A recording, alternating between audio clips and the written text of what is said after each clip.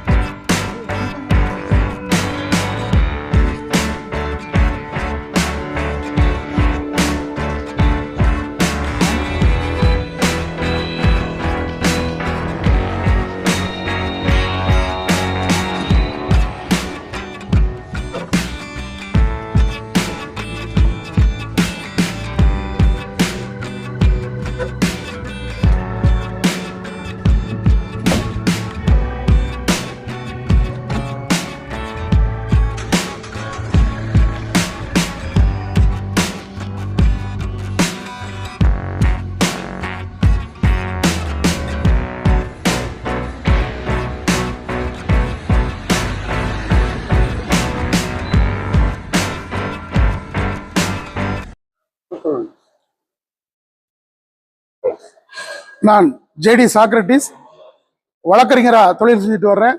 சமூக விழிப்புணர்வு இயக்கம்ங்கிற அமைப்பை தலைவராக இருந்து நடத்திக்கிட்டு வர்றேன். சமூகத்தில் நடக்கிற குற்றங்களை குறித்து விழிப்புணர்வுகள் ஏற்படுத்திட்டு வர்றேன். சமீபத்தில் ஜான் ஜெபராஜ் என்கிற மத வியாபாரி ஒருவர் போக்சோ சட்டத்திலே கைது செய்யப்பட்டார்.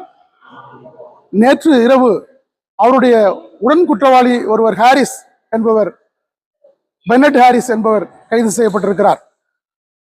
இது தொடர்பாக நேற்று ஜான் ஜெபராஜுக்கு ஆதரவாக ஒரு கும்பல் ஒரு இடத்தில் கூடி வருகிற 25/4/2025 தேதி காவல்துறைக்கு எதிராக, அதாவது ஜான் ஜெபராஜ் மீது காவல்துறை பொய் வழக்கு போட்டுவிட்டது என்று குற்றம் சாட்டி காவல்துறைக்கு எதிராக ஆர்ப்பாட்டம் நடத்தப்போவதாக, கண்டன ஆர்ப்பாட்டம் நடத்தப்போவதாக அறிவித்திருக்கிறார்கள்.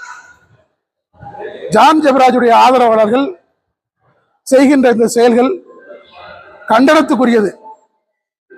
இந்த போக்சோ சட்டத்தில் பாதிக்கப்பட்ட அந்த சிறுமிகளுக்கு ஆதரவாக நிற்காமல் பாதிக்கப்பட்ட ஜான் ஜெபராஜுடைய மனைவிக்கு ஆதரவாக நிற்காமல் பெரும் பணத்தை, கோடிக்கணக்கான பணத்தை வைத்துக்கொண்டு இந்த கார்ப்பரேட் கிறிஸ்தவ வியாபாரிகள், அதாவது மதத்தை வச்சு வியாபாரம் பண்றவங்களை சொல்றேன், பொதுவான வியாபாரிகளை சொல்ல, மதத்தை வைத்து வியாபாரம் செய்கிற கிறிஸ்தவ கார்ப்பரேட் வியாபாரிகள் அவங்களுடைய தொழிலும் இதனால பாதிக்கப்பட்டுருமோ அப்படிங்கிற அச்சத்துல இந்த பாலியல் குற்றவாளிக்கு ஆதரவாக செயல்பட்டு வர்றாங்க, பெரும் பணத்தை இறக்குறாங்க.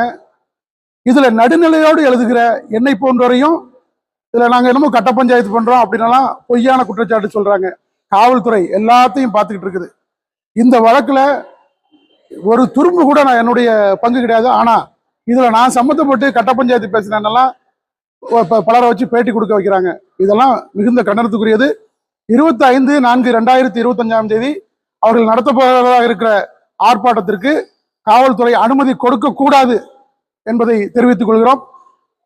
இந்த அப்படி கண்டன ஆர்ப்பாட்டத்தை அவர்கள் நடத்தினால் அதே தேதியில் அதே இடத்தில் மகளிர் அமைப்புகளை திரட்டி, அது மட்டும் இல்லாமல் சமூக ஆர்வலர்களை திரட்டி அதே இடத்தில் அவர்களுக்கு எதிராக கேள்விகளை எழுப்புவோம் என்பதை தெரிவித்துக் கொள்கிறேன்.